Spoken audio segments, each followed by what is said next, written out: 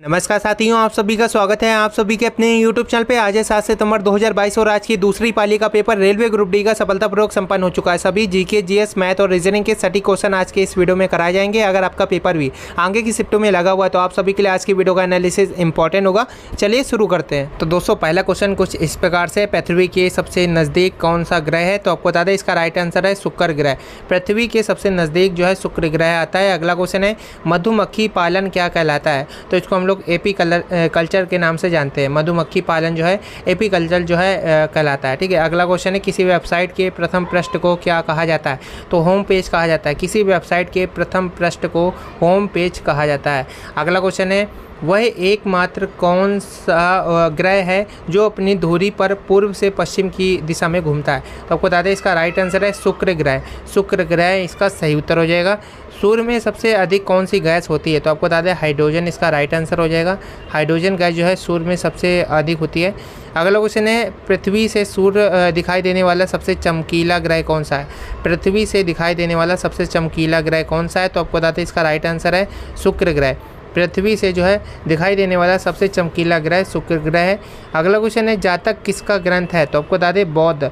बौद्ध यहाँ पे राइट आंसर हो जाएगा। जातक जो है बौद्ध का जो है ग्रंथ है। अगला क्वेश्चन है, कौन सा पुच्छल तारा 76 वर्ष बाद जो है दिखाई देता है? तो हेली पुच्छल तारा इसका राइट आंसर है। हेली पुच्छल तारा ये आपका 76 वर्ष बाद दिखाई देता है। अगला क्वेश्चन है, पृथ्वी और सूर्य के बीच कितनी दूरी कितनी है? तो आपको बता दें इसका सही उत्तर है 15 करोड़ किलोमीटर। राइट आंसर हो जाएगा 15 करोड़ किलोमीटर। पृथ्वी और सूर्य के बीच जो है बीच की दूरी 15 करोड़ किलोमीटर है। राइट आंसर हो जाएगा। अगला क्वेश्चन है, सूर्य का प्रकाश पृथ्वी तक पहुंचने में कितना समय लेता है? तो सूर्य का प्रकाश पृथ्वी तक पहुंचने में 500 सेकंड लेता है। 500 सेकंड यहाँ पे राइट आंसर हो जाएगा। सूर्य का प्रकाश पृथ्वी तक पहुंचने में 500 सेकंड लेता है। अगला क्वेश्चन है, भारत ने पहला परमाणु परीक्षण कब और कहाँ किया था? तो आपको बता दें इसका सही उत्तर है 14 मई 1974 को पोखरण में भारत ने पहला परमाणु परीक्षण जो है किया था। तो भारत ने पहला परमाणु परीक्षण जो है 14 मई 1974 में किया था। और कहाँ किया था? पोखरण राजस्थान में किया था। अगला क्वेश्चन काफ़ी महत्वपूर्ण, देसी घी में जो है सुगंध क्यों आती है? तो डाई एसिटिल के कारण जो है देसी घी से सुगंध आती है। सही उत्तर हो जाएगा डाई एसिटिल के कारण देसी घी से जो है सुगंध आती है। अगला क्वेश्चन है, इंद्रधनुष में किस रंग का विशेषण सबसे अधिक होता है? विक्षेपण होगा। ठीक है। तो यहाँ पे राइट आंसर है लाल रंग का जो होता है विक्षेपण सबसे अधिक होता है। अगला क्वेश्चन है, टेलीविजन का आविष्कार किसने किया था? टेलीविजन का जो है आविष्कार किसने किया था? तो जे.एल. बेल्ट के द्वारा जो है टेलीविजन का आविष्कार जो है किया गया था। अगला क्वेश्चन काफ़ी महत्वपूर्ण, हीरा चमकदार क्यों दिखाई देता है?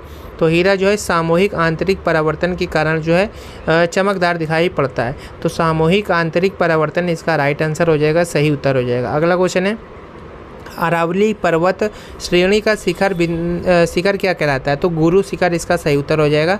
और अरावली पर्वत श्रेणी का सर्वोच्च शिखर गुरु शिखर कहलाता है। अगला क्वेश्चन है, आदम का पुल किन दो देशों के मध्य स्थित है? तो आपको बता दें इसका सही उत्तर है भारत और श्रीलंका। भारत और श्रीलंका यहाँ पे राइट आंसर हो जाएगा। आदम का पुल जो है भारत और श्रीलंका के बीच में स्थित है। अगला क्वेश्चन काफ़ी महत्वपूर्ण है, एक व्यापारी का विक्रय मूल्य पर 20% लाभ होता है, उसका वास्तविक लाभ क्या होगा? तो यहाँ पे बोला है विक्रय मूल्य पर 20% का लाभ, यानी कि एसपी का परसेंटेज दिया है जो आप लोगों का 20/100। ठीक है। तो यहाँ पे जो आपका अनुपात निकलेगा वो आपका 1/5 निकलेगा जाके। 5 एसपी है तो 1 प्रॉफिट होता है। तो यहाँ पर हम लोग सीपी निकालेंगे। सीपी बराबर क्या होता है? एसपी माइनस का प्रॉफिट। तो एसपी आप लोगों का 5 है और सीपी प्रॉफिट हो रहा है 1 का, तो यहाँ पे सीपी आ जाएगा 4। तो यहाँ पे 4 हमें पता चल गया जो है उसका कॉस्ट प्राइस है।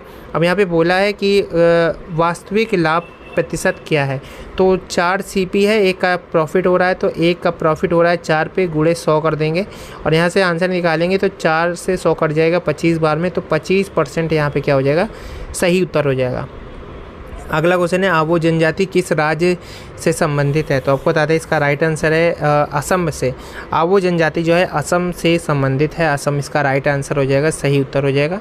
अगला क्वेश्चन है, इंदिरा गांधी राष्ट्रीय उड़ान अकेडमी कहाँ है? तो आपको बता दें राइट आंसर हो जाएगा फुर्सतगंज उत्तर प्रदेश। फुर्सतगंज उत्तर प्रदेश यहाँ पे सही उत्तर हो जाएगा। इंदिरा गांधी राष्ट्रीय उड़ान अकेडमी जो है फुर्सतगंज उत्तर प्रदेश में है। अगले क्वेश्चन की तरफ बढ़ते हैं। काफ़ी महत्वपूर्ण क्वेश्चन। कोई धनराशि साधारण ब्याज पर 5 वर्षों में 1020 रुपये तथा 8 वर्षों में 1200 रुपये हो जाती है, तो मूलधन ज्ञात करना है। तो दोस्तों यहाँ पे इस प्रकार के सवाल को करने का बेहतरीन तरीका जो मूलधन है, सबसे पहले मान लेंगे हम लोग एक्स, मूलधन जो है एक्स है। इसके बाद यहाँ पे जो है 5 वर्षों बाद बोला है, एक्स मान लिया, 5 वर्षों बाद यही जो मूलधन है ये आपका 1020 हो जाता है।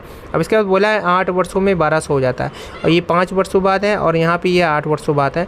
8 वर्षों बाद, 8 ईयर बाद ये जो है आप लोगों का ये हो जाता है 1200।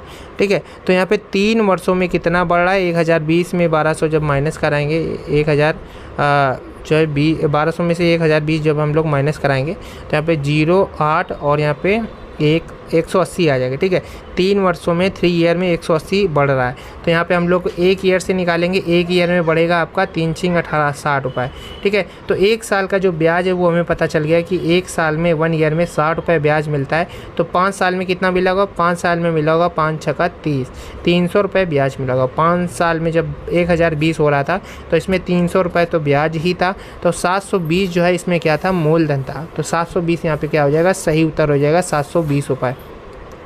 अगले क्वेश्चन की तरफ बढ़ते हैं। ईश्वर का निवास स्थान किस नगर को कहा जाता है, तो आपको बता दें इसका सही उत्तर है प्रयाग, इसका राइट आंसर हो जाएगा। अगला क्वेश्चन है कर्क रेखा किन राज्यों से होकर गुजरती है, तो कर्क रेखा आपको बताते हैं भारत के 8 राज्यों से होकर गुजरती है। कर्क रेखा जो है भारत के 8 राज्यों से होकर गुजरती है। पहला है राजस्थान, दूसरा है गुजरात, तीसरा है मध्य प्रदेश, चौथा है छत्तीसगढ़, पश्चिम बंगाल, त्रिपुरा, मिजोरम और झारखंड। ठीक है, तो ये आपके 8 राज्य हैं जिन 8 राज्यों से होकर कर्क रेखा गुजरती है। अगला क्वेश्चन है कार्डामम पहाड़ी या हम लोग जिसको इलायची की पहाड़ियाँ भी कहते हैं, ये कहाँ पर स्थित है, तो आपको बता दें इसका सही उत्तर है केरल। कार्डामम पहाड़ी या इलायची की पहाड़ियाँ जो हैं ये आपकी केरला में स्थित है, केरल सही उत्तर हो जाएगा। अगला क्वेश्चन है कावेरी जल विवाद किन राज्यों के बीच में है, तो आपको बता दें कर्नाटक और तमिलनाडु। कर्नाटक और तमिलनाडु यहाँ पे सही उत्तर हो जाएगा। ये आपकी कावेरी जल विवाद जो है कर्नाटक और तमिलनाडु में स्थित है। अगला क्वेश्चन है किस देश के साथ निमोर द्वीप के कारण भारत का विवाद चल रहा है, तो बांग्लादेश के साथ जो है निमोर द्वीप के कारण भारत का बांग्लादेश के साथ विवाद चल रहा है। किस नदी को बिहार का शोक कहा जाता है, तो आपको बता दें कोसी नदी यहाँ पे सही उत्तर हो जाएगा। कोसी नदी को बिहार का जो है शोक कहा जाता है। राइट आंसर क्या हो जाएगा, कोसी नदी सही उत्तर हो जाएगा। अगले क्वेश्चन की तरफ बढ़ते हैं। किस बंदरगाह को भारत का प्रवेश द्वार कहा जाता है, तो आपको बता दें इसका सही उत्तर है मुंबई। मुंबई इसका राइट आंसर हो जाएगा। मुंबई को जो है भारत का प्रवेश द्वार कहा जाता है। अगला क्वेश्चन है किस राज्य की समुद्र तट रेखा सबसे लंबी है, तो आप बता दें गुजरात इसका सही उत्तर हो जाएगा। राइट आंसर हो जाएगा गुजरात। और जितने भी क्वेश्चन कराए जा रहे हैं सभी आप लोगों को हमारे टेलीग्राम पर मिल जाएंगे। आज ही जाइए टेलीग्राम पर सर्च करिए सरकारी जॉब विद अभय, सरकारी जॉब विद अभय आप लोग जाके टेलीग्राम पर सर्च करेंगे तो वहाँ पे आप लोगों को काफ़ी जो छात्र हमारे साथ जुड़ चुके हैं, 13,500 से ज़्यादा रेलवे ग्रुप डी के छात्र जुड़ चुके हैं। और अभी आपको पता होगा फेज़ 3 का और फेज़ 4 का एग्ज़ाम होना है।